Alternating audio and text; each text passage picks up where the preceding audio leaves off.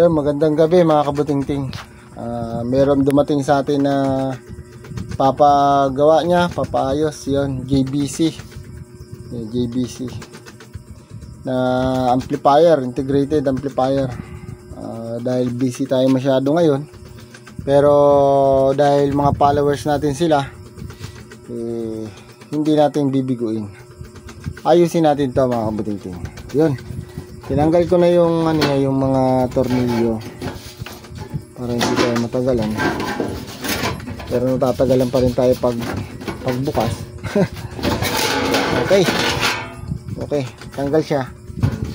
Bali yun ang laman niya. Maliit lang yung transformer niya, pambahay lang talaga. Okay, silipin natin. Okay, apat lang yung niya, power transistor. 5198 tsaka 1941 yung niya, yung transistor niya. Sadyang maliit lang talaga. Yung capacitor niya maliliit lang din talaga. Lang siya, 330 microfarad saka 50 volts.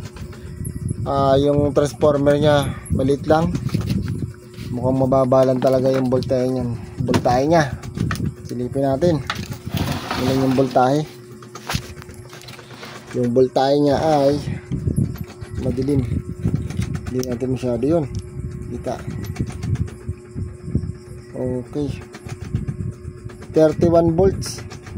Yan, 31031 yung voltahe niya. Okay, lamang lang ng konti si 502. Oo, kasi nasa 36 yun. Tapos ang 502, siya, apat-apat. Ito talagang dalawa lang, 8 ohms lang siya. Dito pwedeng loadan ng 4 ohms. Talagang mabibigatan na siya. Ayun, sabi kasi ni customer, followers natin, hindi nga daw tumutunog dito sa main, itong pinaka main niya. Bali ang gumagana lang itong maliliit lang, ito yung maliliit niya, ito yun, itong niya IC, TDA 2030, yan lang yung gumagana. Ito daw hindi. Ayun, check upin ko na to, pero parang nakita ko marami talagang kinalawang na pyesa. Yun, pero siyempre kailangan natin check upin para malaman natin kung ano talagang problema. Yun, umpisahan ko na to mga kabutingting. Okay na mga kabutingting, bali kinake up na natin, nadali na natin. Bali kaya pala hindi gumagana tong main amplifier niya, kasi hindi bumubukas yung relay. Ngayon kaya hindi bumubukas yung relay, di ko alam kung pinaayos niya to. Siguro no, may kinalawang na pyesa, pinilitan niya ng pyesa. Ito, ang kinabit niya ay itong pyesa na to, 9014 to mga kabutingting. Ayaw mag-focus 9014 to. 9014 pinalit niya doon sa 5401.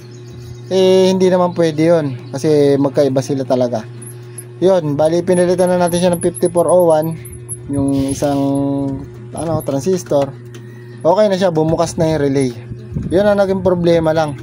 Siguro nung kinalawang to, pinaayos ni customer, pinaayos niya. Ngayon yung nag-ayos, hindi naman tinignan kung ano siguro mga pyesa yung kinakabit niya. Ayun, imbis 5401 yung kinabit, ang kinabit niya ito 9014. Okay naman to, buo naman to, kaso nga lang hindi to pwede kasi magkaiba sila nung 5401 tsaka 9014. Magkaiba yan mga kabutingting. Ayun, ngayon nung naging shorted niya, hindi bumubukas yung relay. Kaya nung walang sounds dito kan lumalabas kasi hindi man bumubukas yung relay. Yun lang ang naging problema niya. Okay na yan, nilinis ko na. Tapos binalik natin yung ibang pyesa. Bali pinalitan na natin itong 5401 yung isa. Okay na siya. Okay na. Mamaya testingin natin ito mga kabutingting.